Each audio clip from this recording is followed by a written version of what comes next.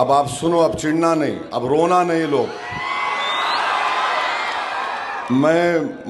क्या है, मौलाना हारून को कुछ नहीं बोला था, एमएलए को बोलना मेरा राइट है, हक है।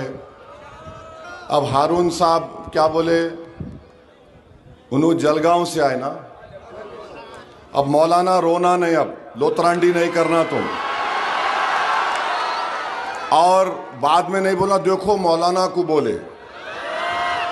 तुम मौलाना रहे तो मस्जिद में बैठ के वाज करो, तुम सियासी प्लेटफॉर्म पे आए तो फिर सब खुलता, पूरा पूरा खुलता। अब आप नहीं बोलना मौलाना मेरे को बोले, मेरे को बोले। आप स्टेज पे चढ़ेंगे, सियासत के एक एक चीज को बेनकाब करूंगा, जवाब दूंगा। मेरी फितरत में आदत नहीं है किसी का कर्जा रख के वापस चले जाऊंगा। तो मौलाना क्या बोले, कांग्रेस के उम्मीदवार जीत रहे तो मोदी के इशारों पर हैदराबाद से पतंग लेकर ओवैसी मैदान में उतरते, हम यहाँ पर पतंग को पूरी तरह से ख़त्म कर देंगे। अरे तुम कौन है जी? अल्लाह है, अल्लाह ख़त्म करेगा, अल्लाह इज्जत देगा। तुम कौन है? तुम पैर की धूल भी नहीं हो, तुम समझे ना अल्लाह की नज़र में। हम अल्लाह पे भरोसा करते, तुम पे नहीं करते मिस्टर हारून। अब मिस्टर बोले तो बोलेंगे, देखो उनको बोले, बराबर बोलते। तुम सियासी प्लेटफॉर्म चढ़ते कि समझो सब गायब। बस इतना समझ लो कि तुमको बावला क्या बना रहे दादा, इतना समझ लो कि बावला क्या बना रहे। बावला ये बना रहे कि तुमको क्या लग रहा, नीम नीम अपनी है, अपनी नहीं है बाबा। साजिद पठान जीतने के बाद बार बार आ रही, नहीं समझो? अरे बोलो 35 साल तक के असद भाई कसम अल्लाह की खा कर कह रहा हूं, ये जुमला सुन लो। अगर अपोलो वालों को ये लग रहा हूँ मुफ्ती साहब आज गुस्से में जवाब देने को आए, मैं जवाब देने नहीं आया। 11 तारीख पहले से बुक थी मेरी, साथ वैसे है ना। 11 तारीख और 8 तारीख तुमने 2 तारीख पहले से जिद करके मेरी अकोला क्या लग रहा। मुफ्ती साहब को असद भाई ने बहुत बुरा बुरा बोले तो मुफ्ती साहब जवाब देने आए। नहीं, अल्लाह की कसम मैं असद भाई की बहुत इज्जत करता हूँ, बड़े लिखे आदमी है, बैरिस्टर है, लेकिन अब क्या करना है वही बावले चाले कर रहे। अच्छा वो बैरिस्टर है कि नहीं? अरे बोलो ना यार। अच्छा कल क्या बोल रहे हैं? मुफ्ती हारून, मिस्टर हारून, मेरे मुंह को कोई नहीं लगता, मैं बहुत बड़ा छिछोरा हूँ। मोदी जी बोल रहे था, अगर मैं बोलता तो एमआईएम के भक्तों को बुरी लग जाती। असद अवैसी ने खुद बोले, मुफ्ती हारून मैं बहुत बड़ा छिछोरा हूँ। समझा? ये कितने बड़े छिछोरे आपको मालूम है? मैं तो बहुत छोटा आदमी हूँ। इन्होंने जिन उलमा के लिए काबा खोला जाता उनको भी नहीं छोड़े थे। मौलाना महमूद मदनी को भी इन्होंने बेइज्जत किया। मौलाना महमूद मदनी का कसूर क्या था? सिर्फ इतना ही समझा रहे थे, असद भाई पतंग मत उड़ाओ, बीजेपी का फायदा हो रहा। इनको जो भी समझाने गया बड़े से बड़ा आलिम, इनको काबा का इमाम भी समझाने गया तो उसकी भी बेइज्जती करेंगे। इनको मदीने का इमाम ने समझाया तो उसकी बेइज्जती करेंगे। मैं तो छोटा सा मौलाना मुफ्ती हारून, इन्होंने मेरे उस्ताद मौलाना अरशद मदनी को नहीं छोड़े, इतने बड़े आलिम को। इन्होंने मौलाना महमूद मदनी की बेइज्जती की है, इन्होंने मौलाना सज्जाद नमानी की जूतियां उठाते थे, जूतियां। लेकिन जैसे ही सज्जाद नमानी ने समझाया असद भाई गड़बड़ मत करो, बीजेपी जीतेगी, तो उस दिन से सज्जाद नमानी को निकाला।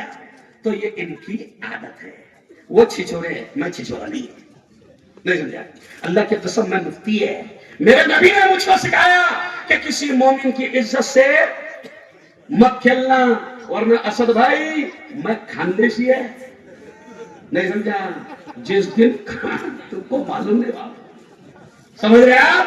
जिस दिन मैं बोलना शुरू करूंगा ना तो शेरवानी की चिंध्या चिंध्या हो जाएगी, लेकिन नहीं बोलूंगा क्योंकि मैं मुफ्ती है, मैं बैरिस्टर नहीं है। मैं आपको बैरिस्टर, मैं आपको पढ़ा लिखा इंसान समझता था। और आखिरी जुमला सुनो, असद भाई मैं तुम्हारा शुभ चिंतक हूं, मैं चाहता हूं कि तुम्हारी आखिरत बर्बाद। ना हो। असद भाई तुम उलमा की बेइज्जती कर रहे। मेरे नबी ने क्या कहा उलमा के बारे में? अल उलमा वरसतुल अंबिया। मेरे नबी ने फरमाया आलिम नबी का वारिस होता है, उसको जलील मत करना। अगर तुमने उलमा की बेइज्जती की असद भाई तो तुम्हारा पंगा नबी से होगा। अगर तुमने उलमा की बेइज्जती की तो तुम्हारा पंगा अल्लाह से होगा, और अल्लाह से पंगे में कानून नहीं टिका। क्यों? तुमने बोल देना गया। क्या बोल देना? सिर्फ जोर से बोलना। क्या बोलना? गया। नमरूद आया, जोर से मजमानी। नमरूद आया, गया। शद्दाद आया, गया। कानून आया, गया। रहमान आया, गया। फिरौन आया, गया। मोदी आया, पतंग भी आई। और जोर से पतंग भी आई। क्योंकि तुमने उलमा को जलील किया, तुमने उलमा को जलील किया।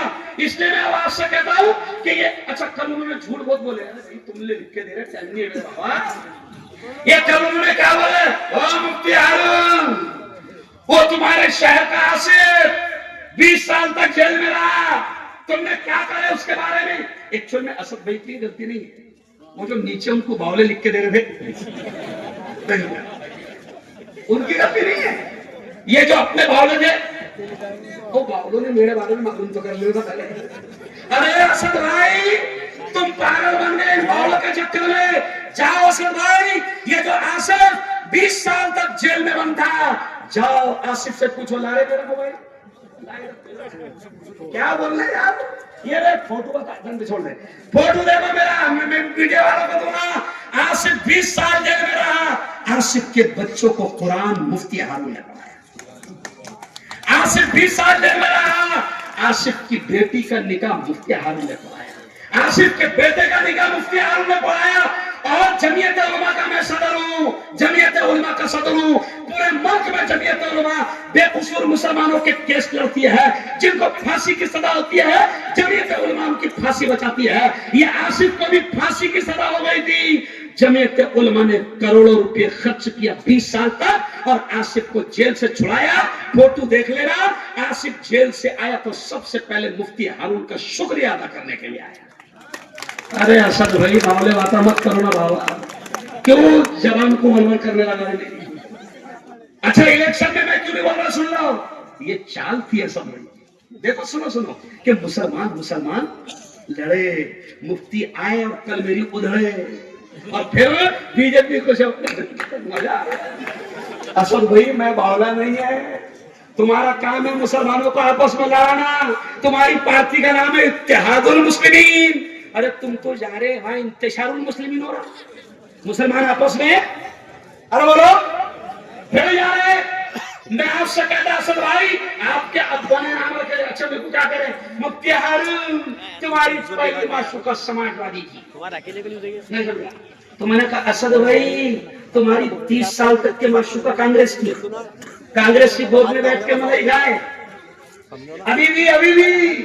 अच्छा तेलंगाना में अभी भी असद भाई मलाई खाने के लिए मुफ्ती हारून की गोद में बैठे, कांग्रेस की गोद में बैठे, और अकोला में आकर लोगों को कांग्रेस के खिलाफ बोल रहे। सच्ची बोलना तुम्हारी मां की कसम खाता।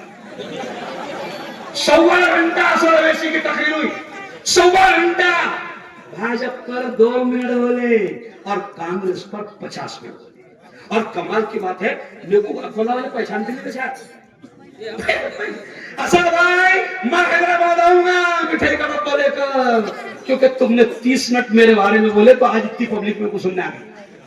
नहीं तो 8 तारीख को आके जाए तो किसको पता भी नहीं था। असद भाई का शुक्रिया, असद भाई ने मेरे टीआरपी बोला बढ़ा दी। असद भाई इलेक्शन में तुम चाहते हो कि मुसलमान लड़ने नहीं देंगे हम। ये साजिद पठान वो है, ये साजिद पठान वो है कि जो जिसको अभी आपने मुझसे सुना कि हिंदू भाइयों ने 25,000 वोट दिया, वो है साजिद पठान। तुम क्यों आए हो? 35 साल तक के जब यहाँ बीजेपी थी तो असद भाई के मुबारक कदम नहीं आए थे। और जब पता चल रहा है कि साला है मुसलमान जीतता गया, तो फिर बीजेपी ने बोली असद भाई तुम्हारा जाना जरूरी बोला मुसलमान जीत रहा। कांग्रेस जिदारी असद भाई हेलीकॉप्टर का भी दे देता, जाओ तुम। अरे इतना बड़ा नेता और नाले के इलेक्शन के लिए दोबारा, अरे बोलो ना, इतना बड़ा नेता और नाले के इलेक्शन के लिए कितने बार आ रहा? अरे बोलो दोबारा। अच्छा, साजिद पठान ने हिंदू भाइयों के लिए निधि मांगा तो मुफ्ती फतवा जो जाए रह गया। तेरा भाई अकबर ने 20 करोड़ मांगा वाके तो मंदिर के लिए, काली मंदिर के लिए। देखा वीडियो चलो ऊपर कहीं है ना, अकबर वैसी क्या बोल रहा, मुख्यमंत्री से क्या बोल रहा विधानसभा में, वीडियो देख लेना। अकबर वैसी कितना अच्छा है कि अकबर एक मुसलमान को भगवान ने तौफीक दी, मुसलमान तुमसे 20 करोड़ मांग रहा है काली मंदिर के लिए। अकबर के जुमले कि भाई वहां शिरक नहीं हो रहा क्या? तेरा भाई मांग रहा 20 करोड़ मंदिर के वास्ते, तो सेकुलर नेता हो गया। पहले 15 मिनट में लड़ाया करा रहा था, नहीं भैया पहले कितने में नहीं। ये सब इंतशारुल मुस्लिमीन है, इत्तेहादुल मुस्लिमीन नहीं है। और असद भाई तुमको भी वार्निंग दे रहा वाला मैं, बहुत डेंजर है मेरे बारे में, तुमने जाने नहीं पूरा। और ये बावलों को बोल रहा अच्छा बताओ मेरे बारे में। मैं पत्रकार भी है, मैं वायरल न्यूज का मालिक भी है, मैं नजूर टाइम्स पेपर का मालिक भी है, मैं जमीयत उलमा का सदर है, मैं कुरैशी बकर कसाब बिरादरी का हिंदुस्तान का अध्यक्ष है, मैं जमीयत उलमा और मुस्लिम पर्सनल बोर्ड के जरिए से हुकूमत की आंखों में आंखें डालकर बीजेपी के खिलाफ बात करता हूँ। असद भाई बावले चाले मत करना, गलत जगह हाथ